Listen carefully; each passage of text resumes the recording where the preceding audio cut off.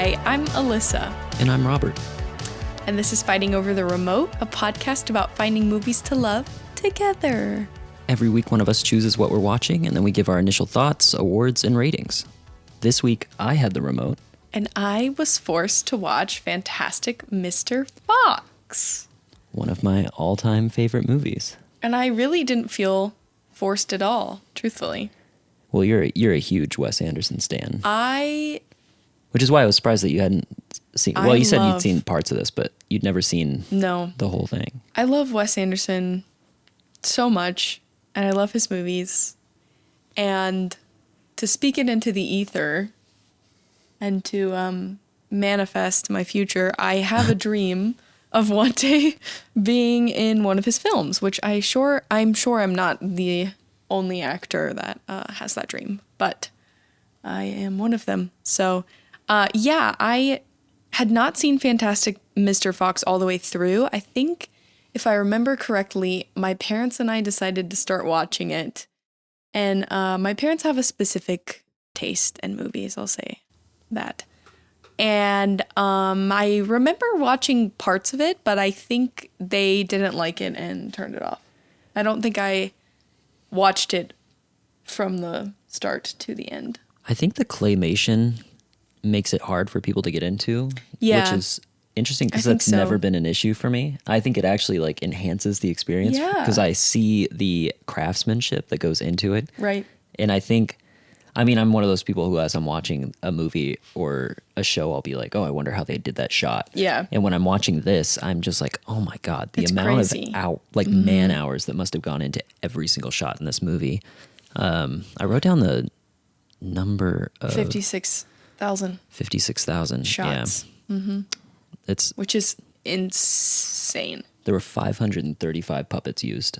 That's crazy. Over 100 just for Mr. Fox. I was going to say, they had to have so many different ones for specific characters because they would change their outfits or they would redo their hair or something like that. Yeah. I think I've always been a fan of stop motion. I really liked Wallace and Gromit growing up, and I really loved Chicken Run. Chicken Run, yeah. That's one of my favorite movies, which I'm going to force him to watch at some point because... Yeah, we tried to watch it 6 months ago. And then you started falling asleep. Yeah, we started it really late. We started it a little late. We're sleepy people. I don't remember what the situation was, but... Yeah, but I'm a big fan of claymation, so I was excited to watch this. I think... So my favorite Wes Anderson movie is Royal Tenenbaums, and it's not really particularly close. That's just that might be my favorite movie of all time. But this, if Royal Tenenbaums didn't exist, this one would be by far my favorite. It's Royal Tenenbaums is number 1 by a mile. This one's number 2 by a mile. And then the rest of them are still really highly rated for me. Yeah. But they are very far behind those two movies.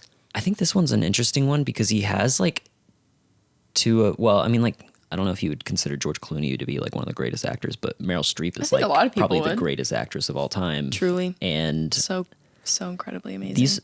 These are the only two movies that they're with Wes Anderson, right? I don't think Meryl Streep's been in another Wes Anderson movie. I desperately want both of them to be in a live action Wes Anderson movie because they're both so good in this. Yeah, I don't know if I could see George Clooney fitting into a movie of Wes Anderson's. I don't know if his acting would fit. Maybe. I think we need to watch at some point Burn After Reading. Okay. Because he's really funny in that. Maybe after that I would see it. I think it's a Coen Brothers movie. And the Coen Brothers have a similar tone to Wes Anderson, if a different content. They have that kind of they broach serious subjects with humor. Okay. Maybe I would like that. And he's one of their, George Clooney's one of their go-to actors. He's in Hail Caesar, Burn After Reading, Oh Brother, Where Art Thou? He's in a lot of their movies, and he works really well with them. So I think he could fit with Wes Anderson, and I trust Wes Anderson to know how to use him. No, I'm sure he would. I can't picture it off the top of my head, based on what I know about Wes Anderson movies and how I'm an aficionado of sorts. And yet you hadn't seen this one. That was fucking rude. I also haven't seen the Darjeeling Unlimited. Is it Unlimited? Limited. Yeah. I haven't seen that one. I was looking at a list before we got started because I was curious about I was curious about which ones I hadn't seen yet, and I haven't seen Bottle Rocket. Okay. And I haven't seen the Darjeeling Limited. Those are the only ones I haven't seen. It's interesting. I think a lot of people, because I was listening to a lot of like Wes Anderson podcasts around when Asteroid City came out, and I think a lot of people, they either rate the early films really highly, or they rate that sort of like mid-range with like Moonrise Kingdom and Grand Budapest and French Dispatch. They rate those really highly. Yeah. And people who like his earlier films obviously love Bottle Rocket. It's his first movie. And Bottle Rocket might be my least favorite Wes Anderson movie. Is that the one that's mainly Luke Wilson? He's the lead? Yeah, it's Luke and Owen Wilson, and then the third guy I think was just like their friend from UT. Like he's not. Oh yeah, fun fact: Wes Anderson went to University of Texas. Yeah, hook 'em. I didn't go there. Hook 'em horns. I'm from there, from Austin. He's not from Austin; he's from Houston. But still, Owen Wilson still lives there. I think Wes Anderson's from Houston. Sorry. So Luke Wilson and I are in a film together. Oh, that's true. Wow. Thank you. I didn't even think about that. Thank you. It's called Look Both Ways. It stars Lily Reinhart. Go watch it. Ever heard of her? Ever heard of her? I'm in it for maybe 5 seconds in total. I don't say anything. I think it's closer to 10, maybe 15. I'm there. You are there. You're very noticeable. I also got a high five by David Cornsweat and let's just say it made her corn sweat. Oh, that's not even. It's corn sweat. It's not corn. Oh my God. I should have given him my number. That's my number one regret, I suppose. Anyways, always be looking to upgrade. Come on. Back to Wes Anderson. I think I know what you're saying. Like, I think people tend to like a certain flavor of his movies over another, generally. Like, Yeah. like if they've seen them all, they tend to like lean towards like. I feel like Grand Budapest Hotel and Moonrise Kingdom feel very accessible. Yeah. I don't know if that's what it is. Like, I think that there's not a lot of parts to kind of like more thoroughly understand within those two movies. Mm-hmm. But like the majority of his other movies feel more metaphorical and stuff like that. I think as directors So vague stuff like get that. Anyways. further into their careers, they tend to like cater more to Oscar baity kind of writing. And I think like starting with like The French Dispatch and Asteroid City were both like huge swings. And I think that they have a bit of like, look how good of a filmmaker I am. Look at these flourishes. Look how amazing I am. And I love both those movies, but I do think that they have a like a coldness. Well, not Asteroid City. Asteroid City is like one of my favorite Wes Anderson movies. I But loved that one. French Dispatch has like a coldness to it that I think Moonrise Kingdom might be his warmest movie. Yeah. Other than Fantastic Mr. Fox. I think I know what you're saying. I think I just will never say really anything bad about Wes Anderson. I don't think. Because I love him and I love his movies. And I really don't have a lot of bad things to say. But I know what you mean. Like, I did really love The French Dispatch, but I know what you mean. There's just like it has a different overall feeling to it. Yeah, I think because it's very episodic. I think it just has a different tone from the rest of his movies. Yeah. Me personally, I really love. He has a stretch where he does like Bottle Rocket, Royal Tenenbaums, Steve Zazu, and I love The Life Aquatic. I think then he does Darjeeling Limited, and those like I think that stretch is my personal favorite. I just, oh my gosh. I there's just like, there's just something about his direction and his style that I find incredibly refreshing. And I don't, as an actor, it's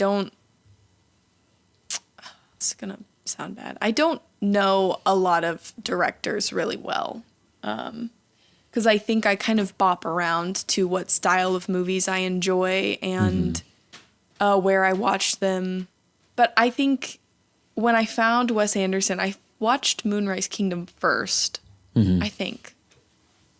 I think I watched Moonrise Kingdom first, and then I was given Grand Budapest Hotel as a Christmas present, I want to say. And when I saw Moonrise Kingdom, I was like, somebody gets me out there.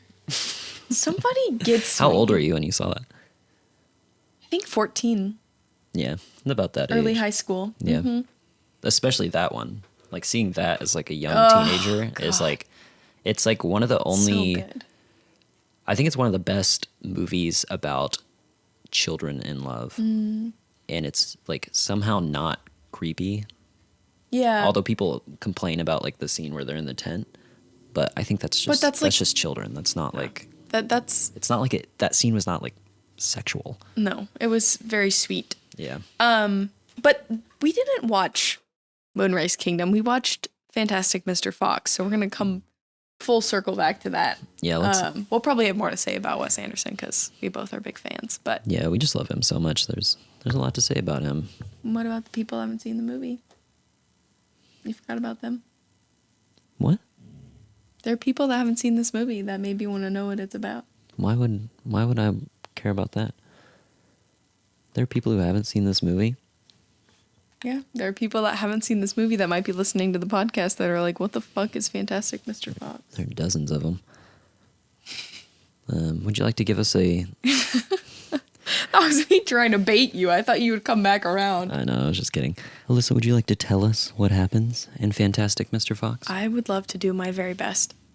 So, Fantastic Mr. Fox is about Fantastic Mr. Fox, and he is a fox, and he lives in this world that is both humans and animals mixed together, and they can speak and interact with each other. And it starts with him and what is it, Miss Felicity Fox? Felicity, yeah. And they are scavenging, I guess, they're stealing chickens for food, obviously, and they live underground. And they're making like a living of like stealing animals to eat them and to sell. And they're doing that together. And then she tells him that she is pregnant.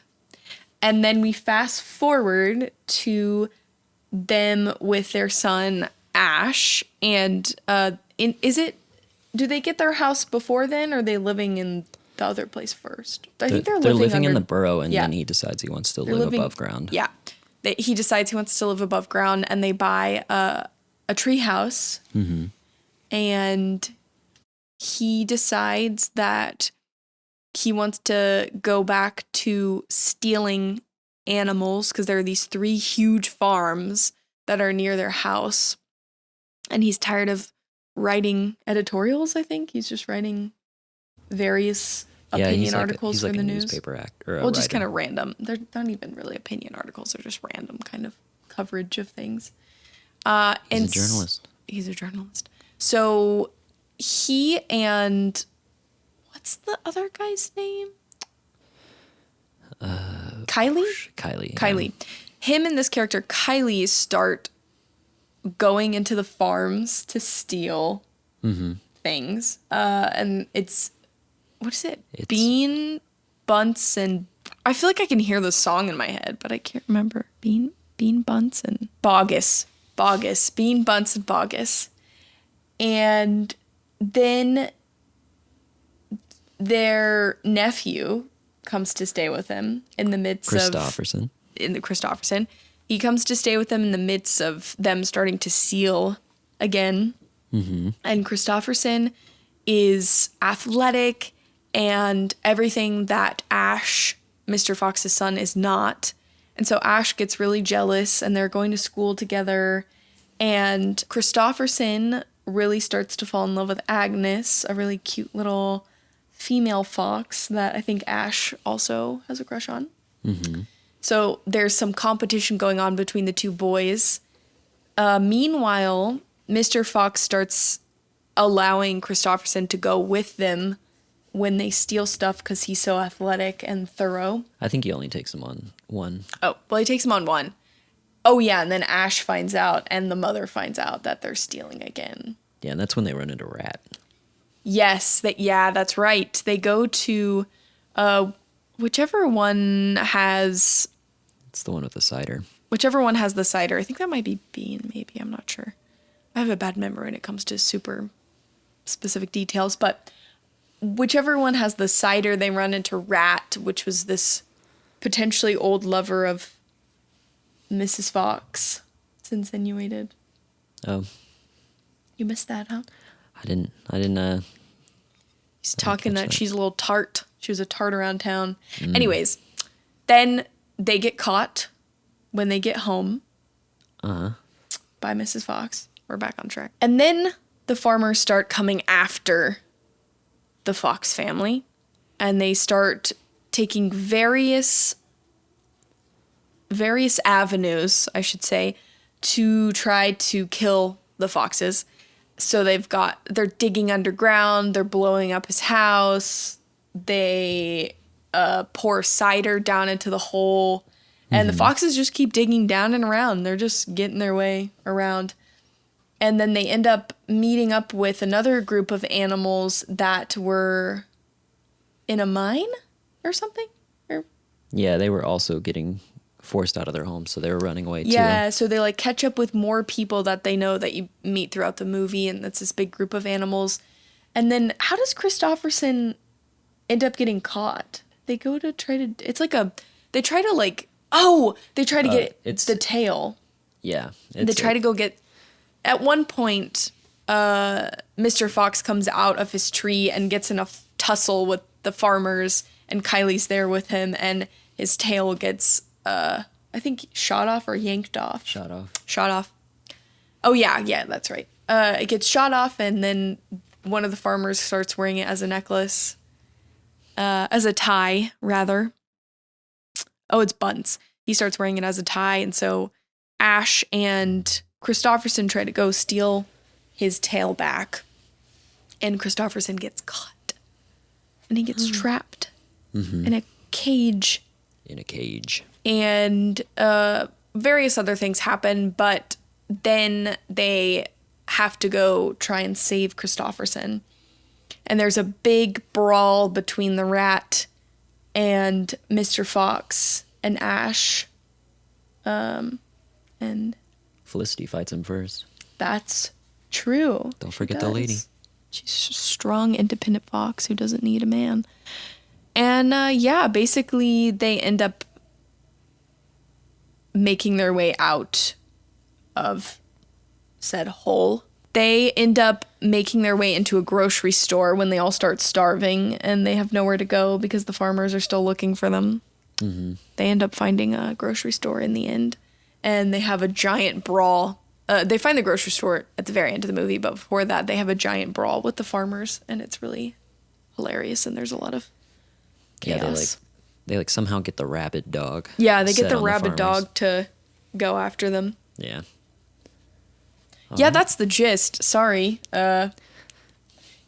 Sometimes we're really broad with our summaries, and sometimes we get really into the weeds. It's very funny to see Yeah, which ones each of us does that for. Because sometimes I think I get a little too specific, but then this time, yeah. You want a little Well, specific. enjoy. If you didn't remember the movie, now you do. You're welcome. And if you haven't seen it, now you have. Yeah, you should go watch it, though, actually. You should go watch it. Yes, it's on HBO Max. That is where we watched it. Yeah. Should we get into some awards? I have a couple other things I wanted to chat about first. Oh, okay. Sure. Yeah. So we talked a little bit about the puppets. So there were 550 or something like that, 535. And 100 of them were just Mr. Fox, which is insane. Round of applause for all the people that designed the puppets, because fantastic job. See what you did there. Fantastic, Mr. Job. You said fantastic. Okay, thank you guys so much for listening. Well, I looked up, I wanted to see how big the puppets were, and they're about the size of your forearm, I feel like. They're bigger than a Barbie doll. Well, it depends because they had to have several different sizes of each one. That's true, but from the gist, it looks like they're about the size of a Barbie doll or like a little bit bigger than that. The heads are bigger for sure. I was just curious about that. I thought that was interesting. It was shot at 12 frames per second so that the stop motion would be noticeable. Which is so cool. Typically movies are 24 frames per second. There are these really cool shots where they have like the steam coming out of the farms. Yeah, and it's cotton and they're like moving it across and it's so cool. Like there's just so many small things that you probably wouldn't be able to see if they were moving with a faster shutter. Yeah, part of the reason I want to get the Criterion edition of this movie on Blu-ray is so that I can have like the extra features so I can see how they did that. How they made it, yeah. Because this, like you said, the smoke and the steam look really cool. Yeah. I don't know if this is true, but according to my research, the only scene in this movie that had CGI was when they flood the mine. I saw that, yeah. That's pretty cool. That is really cool. That's pretty impressive, especially in 2009. Yeah. It'd be so easy to just be like, all right, well, let's get some CGI up in this bitch. So the movie, I don't think I mentioned this, but the movie's actually based off of a Roald Dahl book. Mm-hmm. And Wes Anderson was given the book at a book fair in Austin at St. Francis, which if any of you went to, congratulations, you're being mentioned today. And he's given to it by his mother, who is named Texas, if you didn't know. That's her first name. Which I think is just so cute. And like Roald Dahl was like one of his heroes. And he got to make a movie. Can I just say, it said he got the book at age 7. That's a little late for your first book.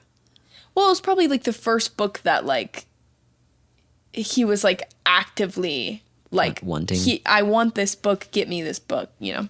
I could see that. That makes sense. Might be his first like chapter book. Yeah. Wow, I haven't said that for it. Remember when you were a kid, you call books chapter books? Chapter books. I haven't called a book a chapter book in a long time. Just made me think about Junie B. Jones. But also about the puppets, it took them 7 months to perfect the Mr. Fox puppet, which is so fucking crazy to me. Oh, yeah. I did see like, that. just, I don't know what their timeline is like. I don't know what they start with or, you know, what comes next. But just to think about, like, you set up this idea for a movie, you start mapping it, you start story mapping it, you start doing a shot list, you start writing the script, et cetera, et cetera. And then you have to spend that much time just making a puppet look the way you want it to. And then you have to make 500 other puppets along with it. Like, that's just insane. They also, fun fact, used real animal fur and real human hair. Oh, I saw that. Which I don't love the animal fur one. I'm going to say that. I don't love the human hair either. It's a little... No, but I was going to say, do you think that... it said something about that it was from one of the places they were shooting or something. They used the employee's hair. I was like, can you imagine your boss coming up to you and being like, can I just have just like a little snippet of your hair? I love your hair. Yeah, I was wondering how they do that because, like, there's studios that do all these puppets. Right. Like, they're production companies that specialize in claymation and that kind of thing. And when I saw that, I was like, where are they getting the human hair? I think they just were asking people, like, if they liked your hair. Like, that's what I imagine. I'm sure that's not actually how it was. I love that shade of red. It would look great on this Fox my puppet. Yeah. Who had pure white hair? No.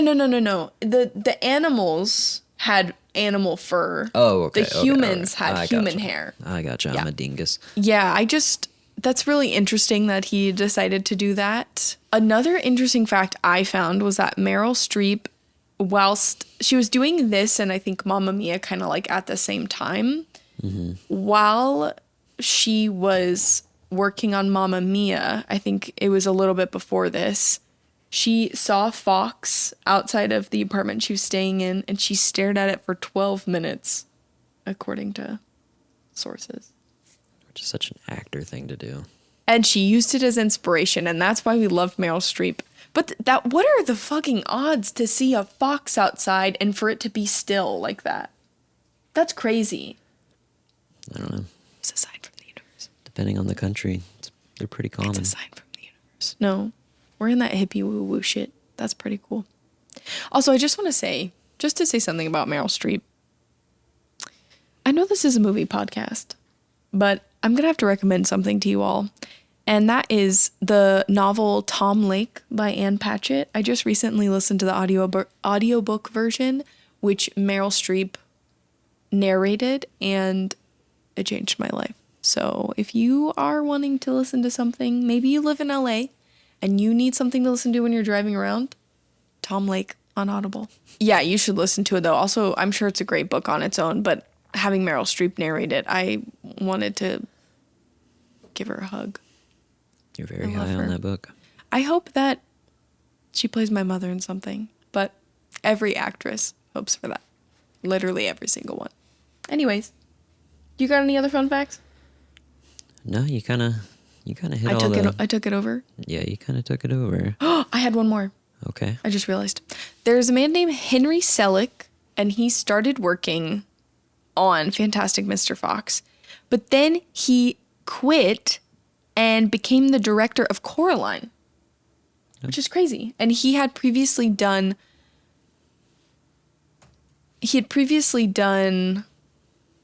James and the Giant Peach. So I guess maybe he was like, oh, I'd love to work on another Roald Dahl movie interpretation. And then he switched over to Coraline, which is crazy because Coraline freaking popped off. They all kind of have very similar aesthetics. Now we can get into categories now All that right, I've covered 30 minutes in. Now that I've covered some. Well, we don't really have a lot of awards for this one, so. That's true. Some of our more negative categories, we had a little bit of trouble finding winners in.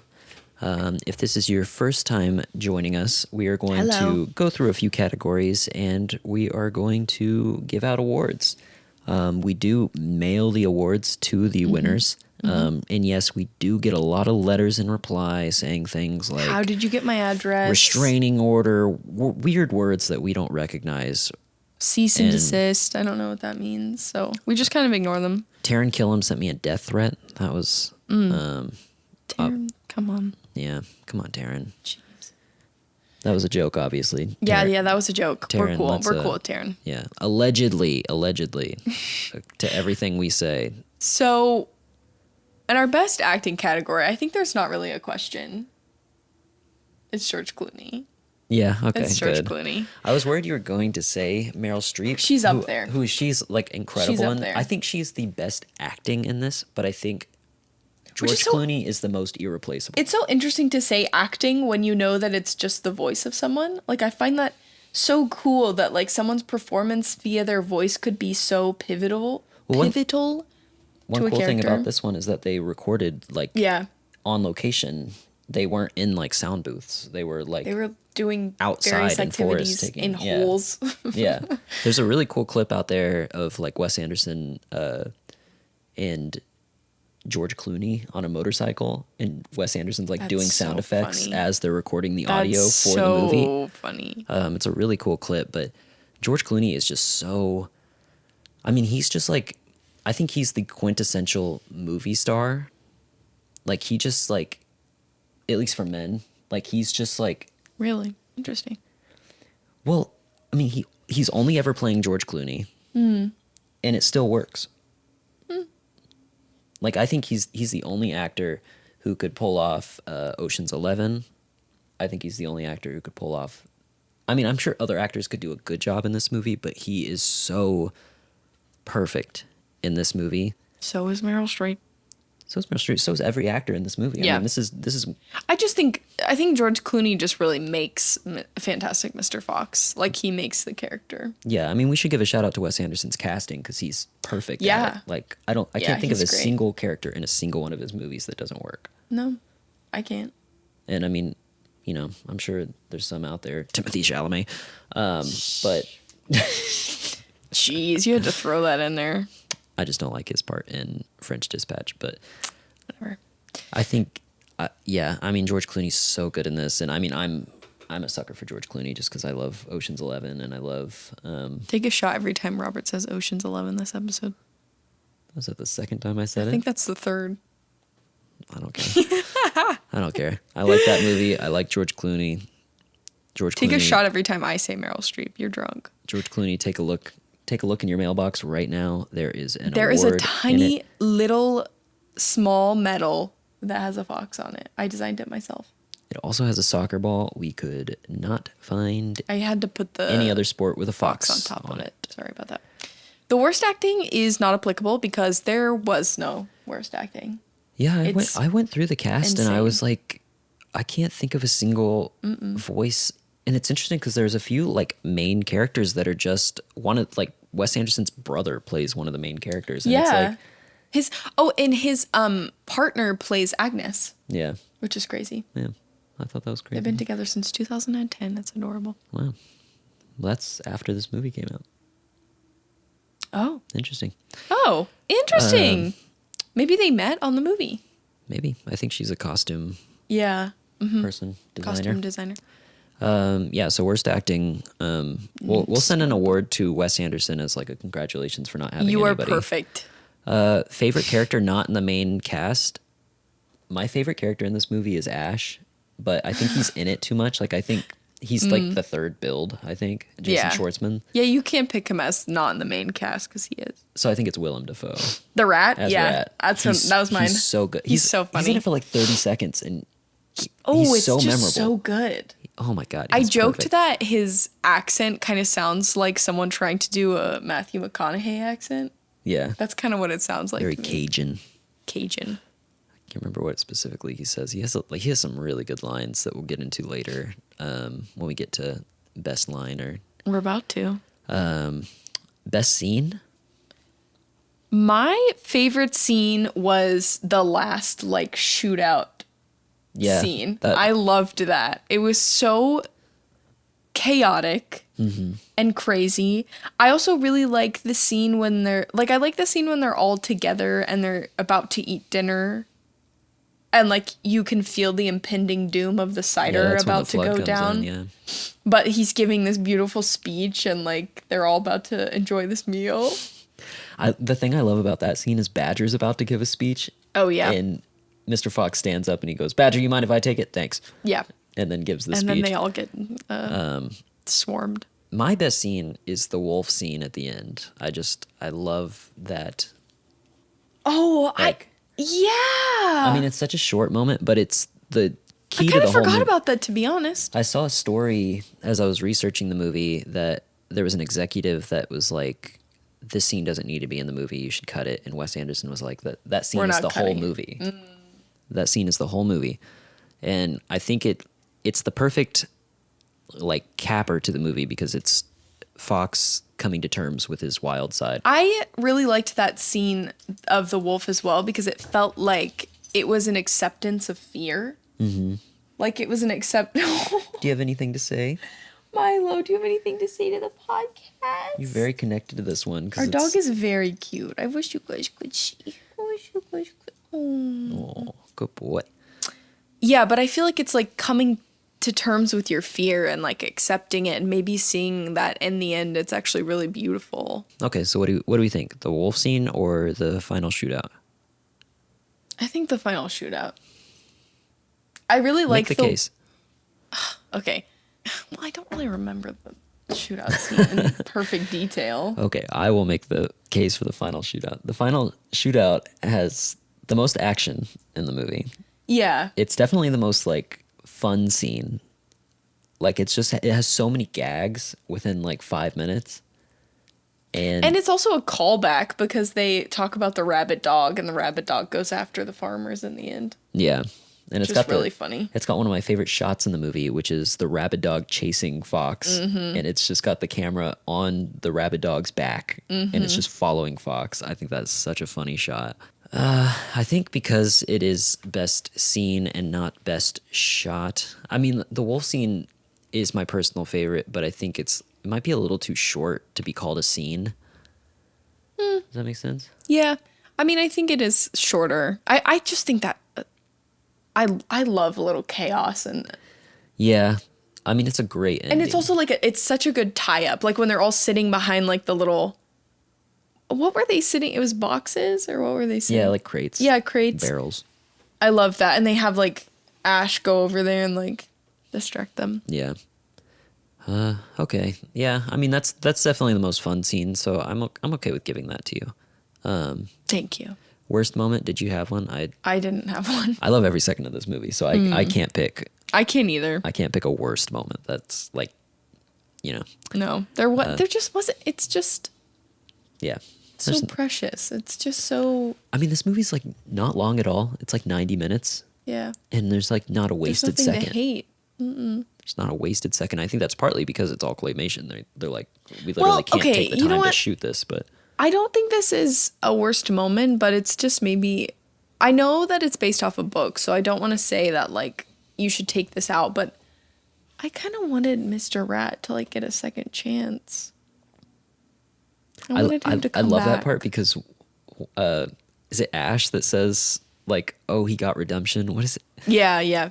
What is it? I'm gonna step on the next part, but Ash is like, he redeemed himself, and then Mr. Fox said, redemption? Sure, but in the end, he's just another dead rat in a garbage pail behind a Chinese restaurant. But that's what made me sad. I was like, he didn't even get a chance to be better. They just made sure that he was.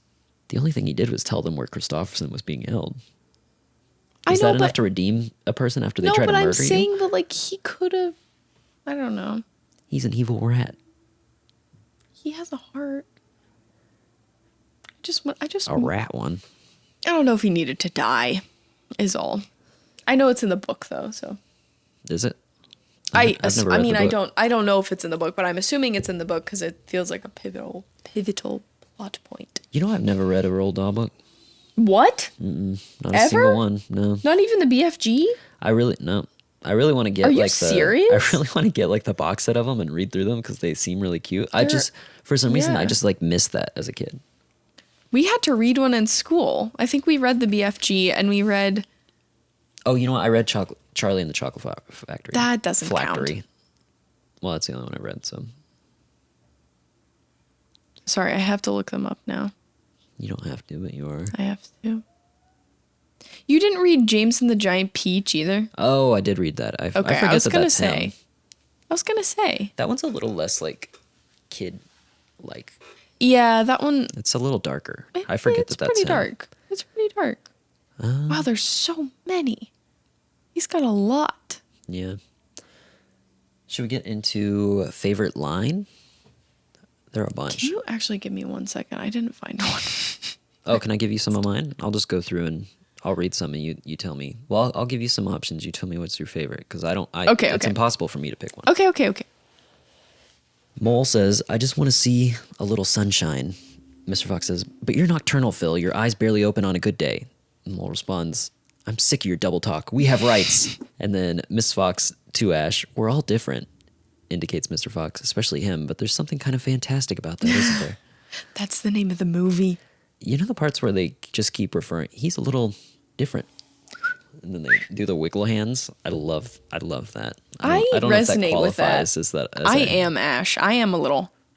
Let's see. I really love the exchange between Mr. and Mrs. Fox when Miss Fox, when he like first gets back from the was what I was just thinking about the break, and Miss Fox goes, "I'm going to lose my temper now." When? Right now. Well, when? Snacks. Ow! 12 fox years ago, you made a promise to me while we were caged inside that fox trap that if we survived, you would never steal another chicken, turkey, goose, duck, or squab, whatever they are, and I believed you. And her delivery? Why? Why did you lie to me? Because I'm a wild animal. You're also a husband and a father. I'm trying to tell you the truth about myself. I don't care about the truth about yourself. This story is too predictable. Oh, when she starts crying. Predictable? Really? What happens in the end? In the end, we all die, unless you change. Oh, I can picture the poor little Mrs. Fox crying. They're both so good in that scene. Yeah. I wonder how they did the tears. It just looked like glue. It might have just been clay. Yeah, maybe. Or something. But it looked translucent. A little bit. What's the white stuff around his mouth? I think he eats soap. That's not soap. What? Why does he have that? He's a rabbit with rabies. Honey, I'm 7 non-fox years old. My father died at 7.5. I don't want to live in a hole anymore, and I'm going to do something about it. Oh, that's when they move. Yeah.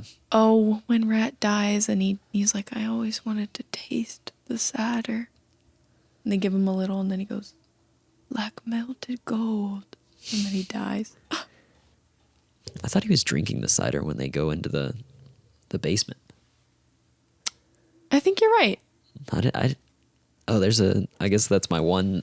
Is that your nitpick? That's my one nitpick. He was I actually guess. drinking the cider all along, even though he wanted to pretend that. Maybe it wasn't cider. Maybe they just gave him like apple juice or something. Mayhaps. But yeah, that would make sense. So what do you think's best line? Well, you didn't really give me any good ones, so. It's hard because there's not a lot. There's a lot of just like really funny exchanges. There's not a lot of like one-liners. Well, I think for me, I think I just like that they use cuss. I think that that's maybe the line for me. Yeah. They use cuss I as do an love expletive. That. I think that that's so funny and creative. It's not a great like line choice, I guess, per se, but I really love the part where that. Fox and Badger get into the fight. Yes, and they're both, that's what I was, yeah. Are you cussing kidding me? Oh, cuss you. And they're just like cussing. I think that's so funny. In summation, I think you just gotta not do it, man. That's all. I understand what you're saying, and your comments are valuable, but I'm gonna ignore your advice. The cuss you are, the cuss I am. Are you cussing with me? No, you cussing with me? Don't cuss and point at me. If you're gonna cuss with somebody, you're not gonna cuss with me. You little cuss. I thought we could read it if you didn't. Okay, do that. You want to do Fox? You want to be Fox or Badger? I can't find it. It's close to the top. Okay. I will read for Badger. Robert's gonna read for Mr. Fox. All right. In summation, I think you just got to not do it, man. That's all. I understand what you're saying, and your comments are valuable, but I'm gonna ignore your advice. The cuss you are. The cuss I am? Are you cussing with me? No, you cussing with me. Don't cuss and point at me. If you're gonna cuss with somebody, you're not gonna cuss with me, you little cuss. You're not gonna cuss with me. Yeah, and then they like go into a ball, and there's just like they're like snarling, like. And then they come out of it just by the tree. Okay. I think that's mine. I think that's my choice. I think that's mine. My favorite, like. That was the perfect example I thought of when I was thinking about like the cuss. Yeah. Because they have it like spread throughout, but like, I love the use of it there. Yeah, that's a really good one. Thank you. Okay, best bit. I think it's got to be. He's just a little different. I think that. Or the cussing. I think that the cussing, and then I also love the asterisks that they use on the eyes. Oh yeah, like for Kylie and for the dog. Like when Kylie gets swirly eyed. Oh, you're right. Yeah, when the dog gets first. The asterisks. Yeah, asterisk. Yes, I love that. I love the use of that. Yeah, I'll go with that. Yeah, it's got to be. He's a little different. I think that's so different. Funny, and I kind of like forget about it every time before I watch it, and then you're like, it happens, and I just love it so much. Because they're trying to like make him not feel bad about it. Yeah, I love that.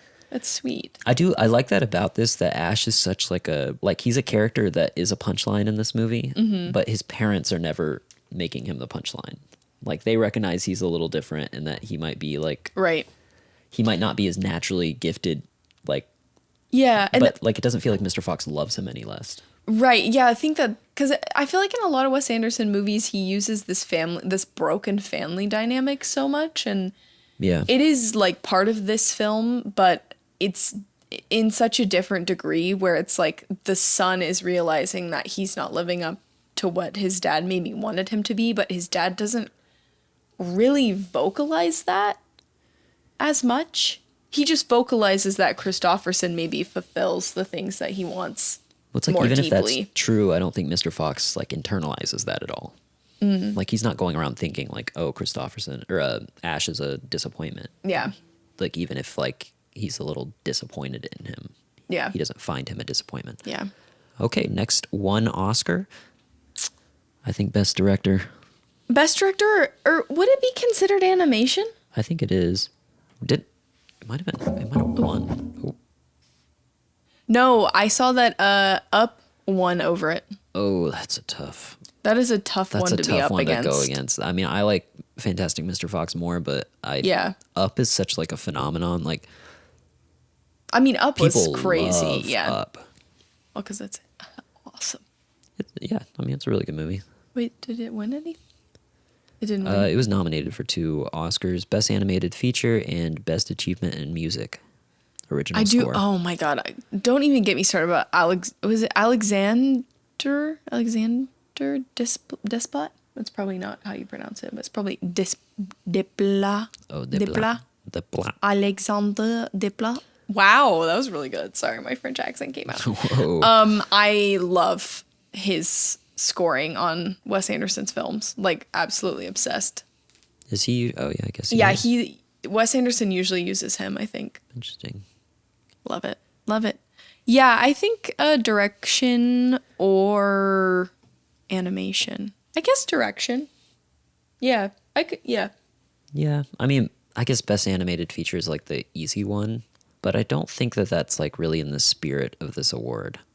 You know what I mean? Like, okay, so best director? Best director, best direction. One thing I'll add about the score is that I think Wes Anderson's one of the better directors at using like pop songs in his movies. Yeah. And the Beach Boys song as they're like towards the end, as they're You like, loved that. well, I love that Beach Boys song. And then in that moment, because it's during the final like shootout, right? I think so, something like that. And they're I don't running really around remember. with it. Yeah, I just think that's a really great.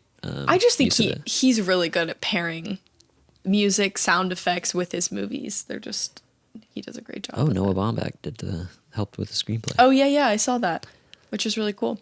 Interesting. Interesting. Okay. I don't have any nitpicks, to be honest, What one other did I than say? maybe rat dying. That Oh, the rat was rat. drinking something, perhaps maybe the cider. It looked like he was drinking some cider when they got there, but maybe he wasn't. If you could make one change to the movie, Maybe rat not dying, maybe, perhaps. that's a pretty good one. I think that that's a good one because I couldn't think of one. So we'll do that. Horniness meter. If this is your first time listening, we rate the horniness of the movie on a scale of 0 to 10. We sure do. Since this is a children's movie with puppets, I think it is a 0. I give it a 1. Okay. Give it a 1 out of 10. You know what? 'Cause Mrs. of- Fox is pretty hot sometimes. Oh, true. But also Ash and Agnes. True. Okay. I'll bump it up They're to a little 1, actually. cuties. Yeah, I agree with that. 1 out of 10. Just You got me. Just a sprinkle of romance. I mean, that doesn't really mean that, anybody's going to be getting into the thick of anything. It's just like a little sprinkle of A little sprinkle of sexuality. Since I was the one that forced you to watch this, would you recommend this to someone with your taste? 100%. I think I 100%. would recommend it to somebody with my taste. I would recommend it to anyone. If you have kids, It's if you don't adorable. have kids, if you enjoy Ooh. feeling happiness. You could let kids watch it, but it's a little.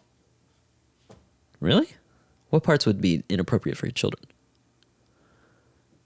I guess maybe it's just one of those movies that you're watching as an adult that has some insinuation that you wouldn't understand as a kid. So maybe it would be in the clear. I think it would go over the kids' Okay. heads. Okay, we'll allow it. I wouldn't know it. I wouldn't know that cider was alcoholic when I was a kid.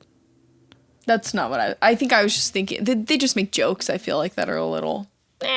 That's true. Well, there's also a lot of trying to kill an animal, which is a little stressful for kids. Maybe like a 8-year-old or like a middle schooler. I think if kids can handle The Lion King, they can handle this. That's a good point, I suppose. The Lion King like wrecked me Oh, as a kid. horrible. Don't watch the live action one. It's so sad. Did you want to rewrite the script? I don't know if. Did your computer just die? Yeah, my computer just died, so I'm going off memory. Did you want to rewrite the script? I don't know. Rewrite the script. Rewrite this. Did you want to rewrite the Do you script? want to rewrite Widowy? This is one of my favorite movies I've ever seen. And no, I don't really want to rewrite the script because I don't really think anything needs to really be changed about it.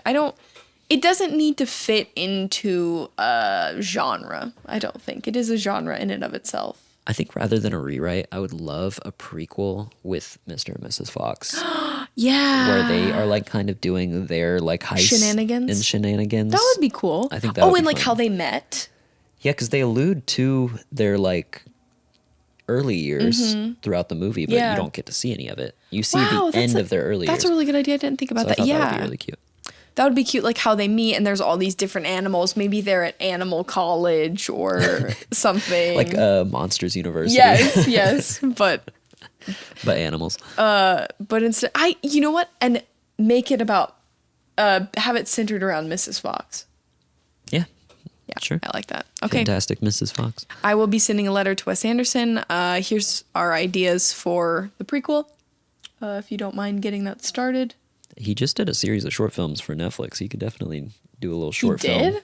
Yeah, you didn't know that? With Benedict Cumberbatch? And No. I watched one of them with my mom while we were... What? You didn't tell me that. They're available. Disappointed in you. Tell me. Okay, should we get into our final scores? Yeah. This is a... 5 out of 5. Yeah, this is a stone cold Winner. 5 for me. 5 stars. I could watch this movie right now. I honestly I kind of want to as well. Yeah. I would. This is like... It's so sweet. I know I've already said it, but like this is like literally in my top 10 favorite movies to watch. So like good. I love this movie. I am a big sucker for animation and stop motion, so I think it could definitely be up there for me.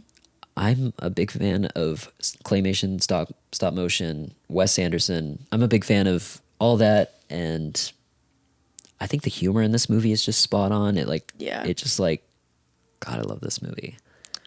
Well, that's really it. I mean, it's kind of crazy that we've had a movie that both of us have had so much love in our hearts for, but I think that'll happen every now and then, especially like if I'm having Robert rewatch something. I think that'll probably happen. Yeah, I mean, we do have a lot of overlap in our tastes. Yeah. And this is one that I just like been really wanting to watch, and I'm glad we did. It. Yeah, and I really enjoyed our conversation. So did you, apparently. I'm hitting a wall. It's bedtime. It's 7 o'clock here. 6:30. It's time for bed. Time for bed. But thank you guys so much for listening. If you like our podcast and want to support us, the best thing you can do is give us a rating wherever you get your podcasts. Please. Just hit the little stars. It's not that hard. Hit 5. Just you could even just put day. Good podcast. As you close out of this one and you pick the next thing you're going to listen to, just hit those stars. You can put 5. really sexy voices. We'd love that. Wow, I want to be best friends with these people. I would love to hang out with these two people and be their third wheel or something. I don't know. Just an example if you wanted to put something on there. I'd love to turn that bike into a trike.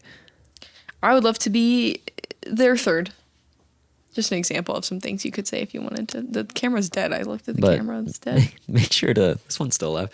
Make sure to follow us on social media. Please. Instagram, TikTok. But do follow us on other things to see what we're up to. Maybe for some quick little reviews, etc. of things. And to stay up to date. We have a new episode every Wednesday and potentially some sprinkling of other episodes throughout the week. So keep an eye out for some mini-sodes, some episodes of maybe just one of us reviewing something, etc. We watch a lot of stuff that doesn't make it onto the pod, and we want to talk share about our it. thoughts. If you want to hear it, we'll talk about it. So please join us for this next episode of Fighting Over the Remote, where I'm going to make Robert watch Ocean's 8. Wow, you don't get to badmouth me. I'm going to say Ocean's 11 all the time in that episode. Oh, please don't. I kind of knew this was going to be We're going to next talk one, about though. Ocean's 8. Well, that's because I just said that I really wanted to rewatch it. Yeah. Anyways, we're going to be watching Ocean's 8 because I haven't watched it in a really long time, and Robert hasn't seen it because he only watches action movies with men, so... Because he hates women. Which is not true. But anyway, thanks for listening again, and keep your ears and eyes out for Ocean's 8. Thanks. Yeah. Tune in next week as we watch Ocean's 8. We already said that. Yeah. Bye. Bye.